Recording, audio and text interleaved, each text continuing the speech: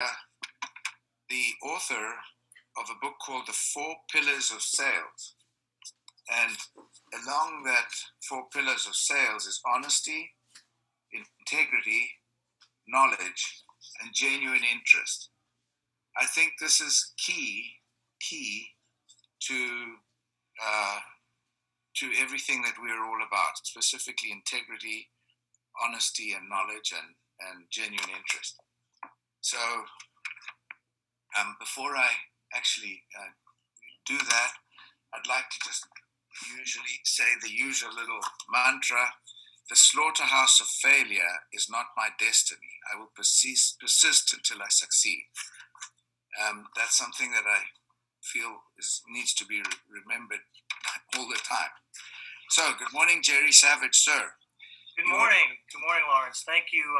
Thanks for having me on, everybody, and I really appreciate it. And hope I can add some insight into the four pillars and some other things. And looking forward to some good conversation. So, Jerry, your book, you're a Marine, so therefore, for me, that is already telling on your character, which is probably very disciplined, being a Marine. You're an equestrian, love horses, you're an accomplished equestrian, which means you have compassion, which means you're good with animals, you have understanding. Your dad was a very, very successful salesperson, and you obviously learned a lot from that and became very, very successful yourself. So I have a couple of questions for you.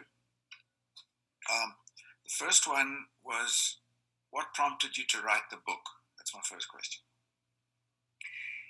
It's a good question. So I started the first draft of this book over 10 years ago, believe it or not, when I was a vice president of sales in a $100 million medical device distributorship. And I had been a student of sales for a long time. I got out of the Marine Corps and I actually got into medical device sales under my dad. Didn't do well. And left that and actually got into automobile sales for 5 years. And I think it was about 5 years. And took more rejection than most people would take in a lifetime. It's a very tough business, but I got to be very successful in it.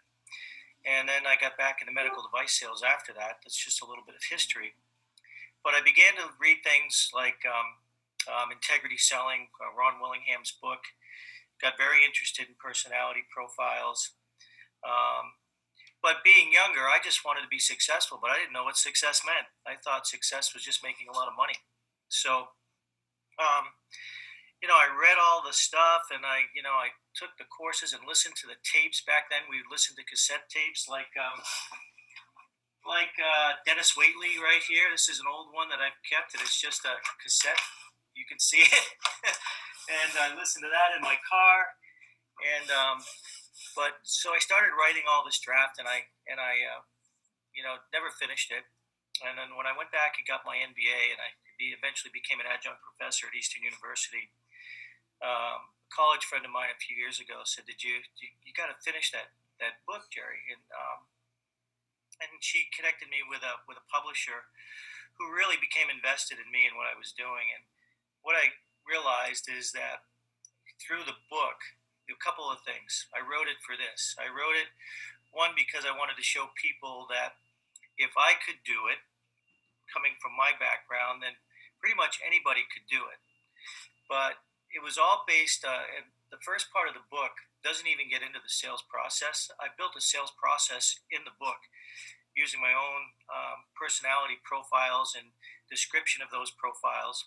And I actually walk people through how to go through an actual conversation, understanding their profile and the profile of their customer. But we'll get into that. But what I found is that the book was really about the beginning of the first part of the book, and it's in 3 parts, is really about belief in yourself, belief in your abilities, understanding that, the 4 pillars is a metaphor. It's a metaphor for the Parthenon, which is something that stood the test of time. And the 4 pillars, honesty, integrity, knowledge, and genuine interest, are really holding up your roof. So you have to have that good foundation. And once you have that good foundation, you can fill your house with all kinds of good stuff. And that's where, lifelong learning becomes really important. You can fill that house up with books, and you can fill that stuff up with relationships and all the things that eventually will get you to whatever success is for you. But what I've come to realize for me, and I'm very humbled by the relationships, especially over the last year, that I've created relationships with folks like you, Lawrence, and other people that, from writing the book, and people that I've connected with since I've written the book or reconnected with. And some people have said some things to me, and they're very, very, very, very humbling. So for me, I've really discovered in writing the book is a sense of giving back. And so giving back is not, you help somebody, move something one day, and you're a giving person, you do all that. But I found that you can give back in a lot of different ways, and you know and we've got these two ears to listen with, and and Stephen Covey said it the best. Seek first to understand, then be understood. So that means that you really have to listen to people and what they're saying, and even just listening to people and understanding them and showing that empathy is a way of giving back, because people want to feel valued.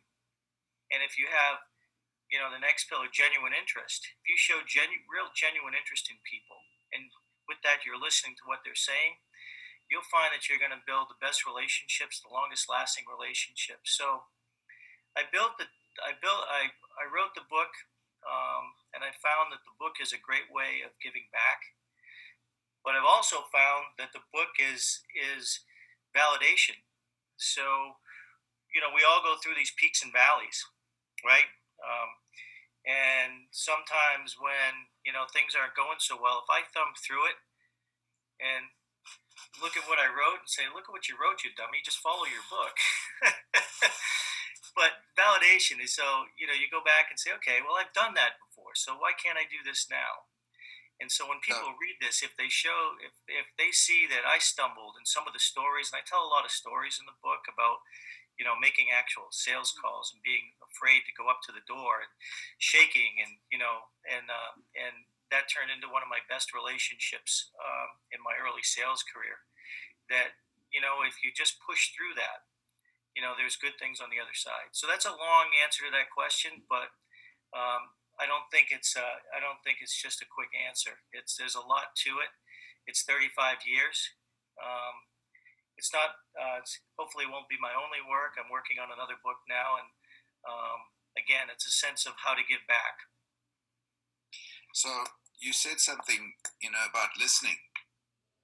Ty Bennett, Scott Bennett's brother, is a motivational speaker, public speaker. He's an author, and actually, last week he had a little blurb on listening is also a form of love, where you actually empathize and you listen to somebody. So I agree with you there. That's just happens to be coincidental. So let me ask you, give me the highlight of your career. The highlight of my career. There's been a lot of highlights. There's been a lot of failures. I like the quote from Michael Jordan, that,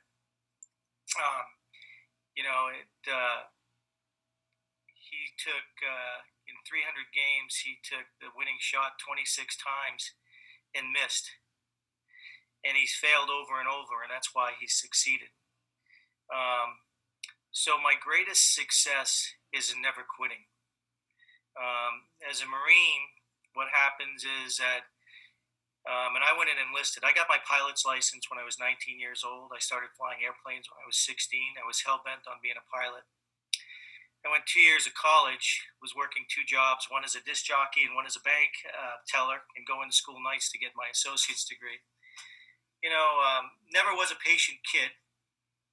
And so when I learned that the Marine Corps had enlisted flight navigators, I walked down the street at lunchtime at my bank job, and I joined the Marine Corps and came back and said, "I'm sorry, I just joined the Marine Corps."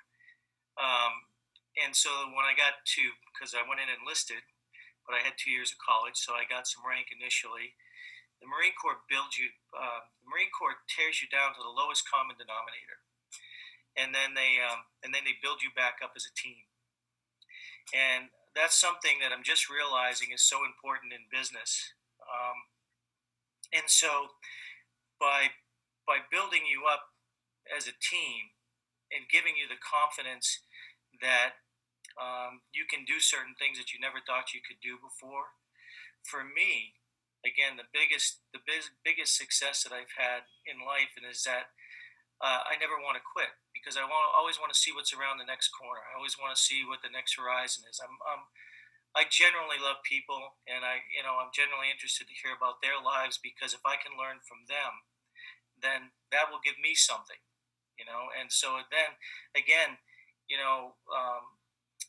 I heard this the other day in a podcast while I was walking, and I heard it years ago, because if you haven't read Charlie Tremendous Jones' book, Life is Tremendous, from years ago, he was the eternal optimist, and I had the pleasure of connecting with his daughter, who now has his publishing company, Tremendous Leadership. But you will be the same person today as you will be 5 years from now. I'm paraphrasing this slightly, except for the people that you meet in the books that you read. So even though we live in a very technological-based society, I'm finding that especially through this whole COVID-19 thing, that I'm reading more books. I'm going back and I'm revisiting books, and then I'm connecting with more people. And so because of this, people will reinvent themselves. People will pivot, as they say. And I think this is a real opportunity, even though in the light of a crisis, that we can learn more about ourselves, we can give back, and we can strengthen our relationships. Fantastic. So, what was the lowest point when you describe the lowest point that you can remember, and what pulled you out of it? So the lowest point actually happened just before I finished my book. Wow. I was just about to finish the book a year and a half ago. And I had become a regional vice president, president of sales for a medical device company in the Eastern region, and brought the region in less than just under 2 years back from -5% to +6%, and rebuilt the trust with distributorships that had been passed because of a recent merger. And my VP of sales for the U.S. Was let go, and they brought in someone else. And 3 weeks into his position, just about a month, let's say, he said, "Guys, don't worry, I'm not going to make a lot of changes. I just want to get to know everybody." Brought us up to Boston, came back, and the next week I was in New York at a meeting and made some great plans with some surgeons that I had built relationships with over the years, and great plans. And we were so I was telling him about it on the phone on Friday, and he said, "Hey, you know what? You and I are on the same page, more than you think. The sales team is broken, and we got to fix it." And I'm like, "Okay, great. I'm glad you come from a sales background too," and really thought I was relating to it. And said, "Well, listen, I know you're going to meet with that guy next week. Why don't we just meet in Philadelphia, and we'll have lunch, and then we can talk about the meeting?" I was like, "That's great." So I met him there, and as he came up to the table, he slapped a manila envelope down on the table and said, "I'm going in a different direction," and handed me a severance package. And 3 hours later, hired one of his friends from his previous job. And so, I was blindsided. I was hurt. I'd never had that happen to me before. I'd run my own business. I'd been a distributor. I'd been a VP of sales and a regional director, all these things. And I was really hurt. And in fact, the company canceled my, and I wrote about it in the book, the company canceled my reservations to a really important meeting that's held in Texas every year. So I used my air miles. After, it only took me about, a day or so to get past being upset and saying, "Okay, what do I got to do next?" It's like the Marine mentality. it's pull yourself up by your own bootstraps. Nobody else is going to help you at that point. And what you find out is who your real friends are in situations like that. And the people that are your fair weather friends when you're doing well, they all want to talk to you, but they don't want to talk to you when you're not in that position anymore, which is, a little disingenuous. So what I did is I got plane tickets and hotel tickets with my miles and hotel points. Went down there, and there's a big convention floor, and I walked the convention floor with a resume. But I did it confidently. I wasn't going to be the person looking for the next cup of coffee to talk about the old days. I wanted to, I thought I had more to offer. Very low point. About the Monday following that, I got an interview with a medical device company. A friend of mine, actually a good friend of mine, gave me the name to the recruiter. I called the recruiter. He really didn't want to talk to me. There were 6 candidates at the time, and he thought that they had enough, and they were narrowing it down. But I spoke to him for 30 minutes, and he said, "Hey, you know what? I really like the conversation. I'd like to set up a phone conversation with the CEO." And I said, "Great." So the next week, I had a conversation which lasted over an hour with the CEO, and he asked me to come present to their board of directors. It took me 2 weeks to build a presentation on how I would build out the U.S. sales force, because I'd managed sales forces. I'd been, I understood the dynamics of our industry. So I built that, and I went in. A week later, the recruiter called me and said, "Well, it's down to you and 3 people. I guess you did a really good job." And then a month later, it was down to me and somebody who had international experience. And then just over a month after the other mishap, I was offered a position as the vice president of sales for the U.S. for this company. And so it was a really low point. But I think you got to remember, you are the sum of everything that you've ever done up to this moment, everybody on this call. And you've got to look at the things that you've done that carried you through, not the things that have happened that have pulled you down.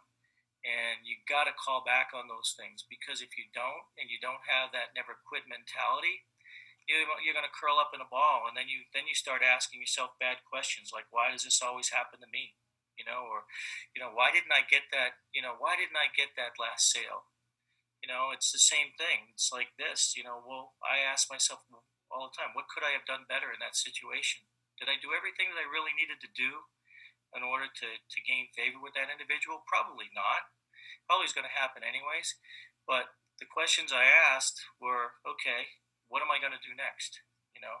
And I had interviews at that particular meeting with other companies. And, actually I got up from one interview and I just said, look, I said, if you've got a reasonable package and you think I can add value to your organization, give me a call. And I ended the meeting because, I wasn't going to, not that I had such a big head that I was the greatest, because I don't think that. I think, I just knew I had more to offer. And so some of the other things I've learned from that is that you've got to surround yourself with good people. Jim Collins' book, Good to Great, if some of you guys have read that book, revisit it, it's just awesome. And this is the same for CEOs as it is for people in company. And if you're in business for yourself, you can think you're your own CEO. So you still got to surround yourself with good people. And the thing that was prevalent in good to great companies, just like I think is prevalent in good to great salespeople, is that you don't necessarily have to know where you're going when you start. If you know you want to be great, if you know you want to do great things, you got to surround yourself with good people. So it's the who first and then the what. And I really believe that now, because you can have a great vision, the what, and then you bring people on. You bring those people on, and those are the fair weather people. They get on the bus because they see the vision. But if people get on the bus because of you and because what you want to create, then if you change direction down the road, they're going to stay on the bus. The other people that came on a bus got on the bus because it was going in a certain direction. Once you change direction, they want to get off. I thought that was an amazing metaphor.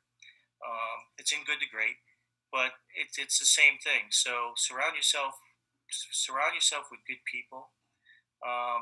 the other thing I learned from that whole experience is, treat people the way you would want to be treated. So a So little long-winded. I'm sorry. I tend to run on. you've just said something that I think is a real pearl, and the who. I've always also believed that relationships. It's about relationships. It's about who you surround yourself. I agree with you. So we always say why. Why are you in this?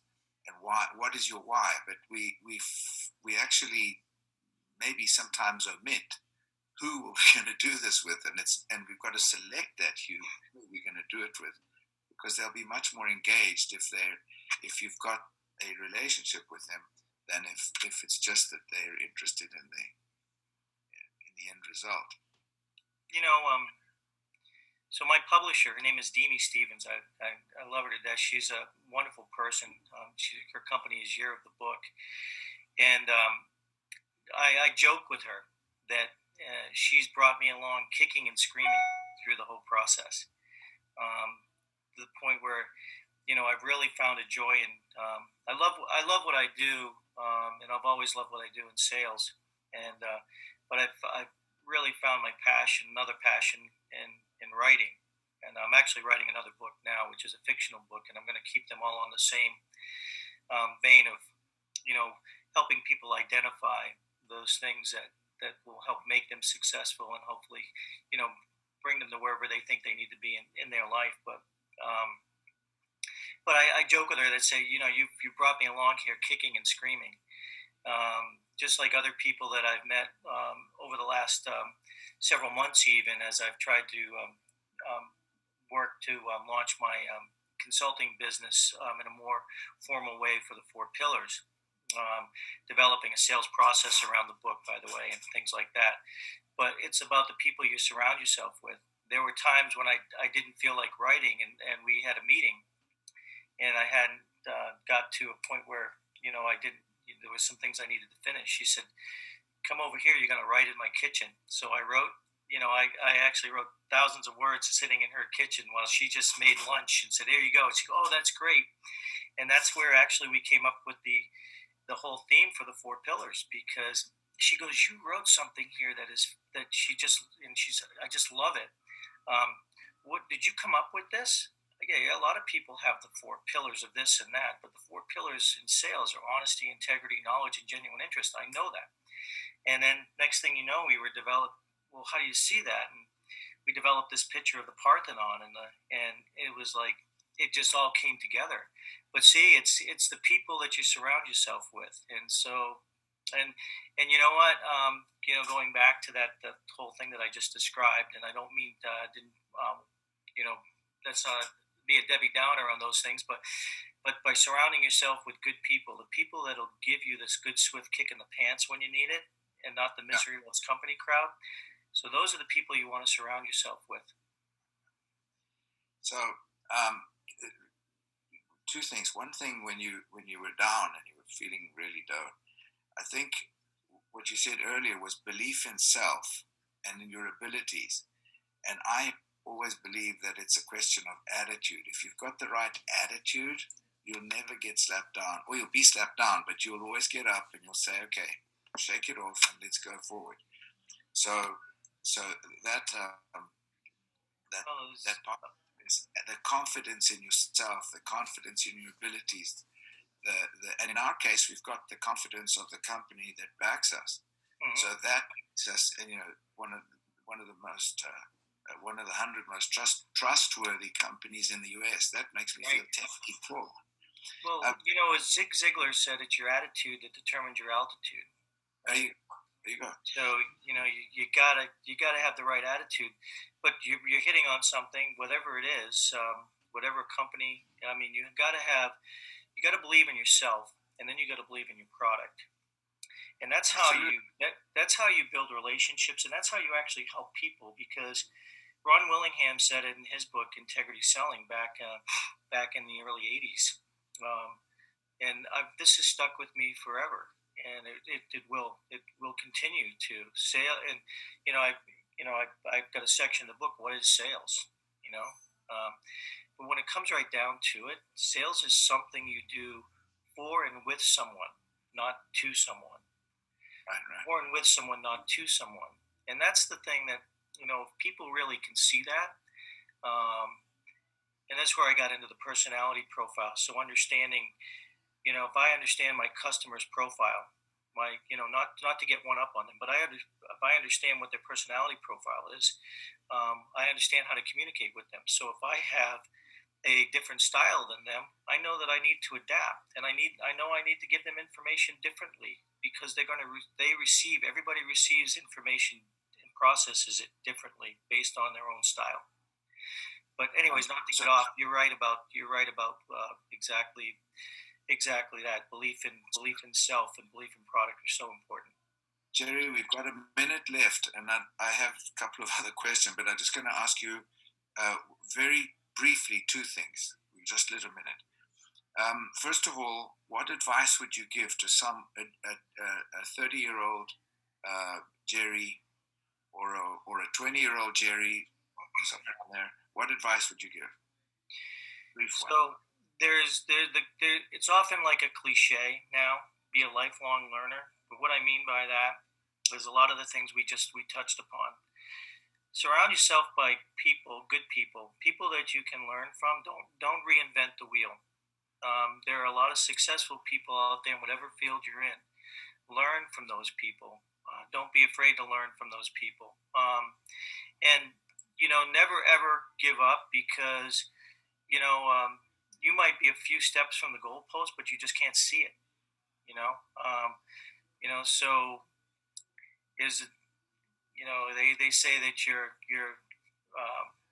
failure sets you up for your next success. Well, the culmination of failures can be just as much as your culmination of wins. You got to put those all in perspective and understand that, you've got to believe that you can do it. Other people have done the same thing. They've done it without, mountains of education. What it takes is desire. If you have the desire to do something when you're younger, that will develop into a sense of purpose. And your purpose that's going to drive you. It's going to drive you to take action, or it's going to drive you to take inaction, depending how strong it is. Action or inaction, whether you do it or not, is action. So keep taking steps forward. That's what I would say to anybody. I think of myself as a young salesperson and how timid and scared I was. Your strength in continuing to learn and build relationships will strengthen your resolve. Fantastic. Jerry, I think we're going to have another session with you, because there's too much fertile ground to cover with all of your experience and what you've done, and it's very relevant to what we do, entirely relevant to what we're doing. So thank you so much for being on the call. It's 10:01. Thanks everybody for being on the call, and I highly recommend, as you heard now, I was blown away. I read this, and it's a book I recommend now to everybody. I'm going to give it to every new distributor that we get. Well, I've enjoyed it. Lawrence, and I will tell you, the book is available on Amazon. It's available in Kindle as well. I hope to have an Audible out at some point.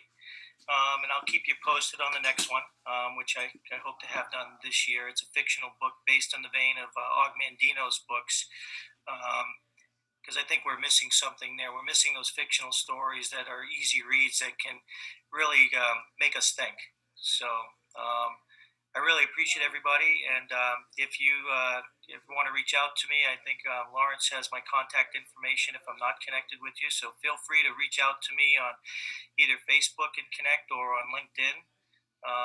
Feel free to connect with me either way, and I'd be happy to chat with you. So thanks very much, Jerry. Thanks everybody. Have a really good weekend, and the crisis is not over yet completely, so don't waste it. Work like crazy, because when everybody goes back to work, we need to be like racehorses at the starting dot. Everybody have a good weekend. Blessings to everybody. Thank you.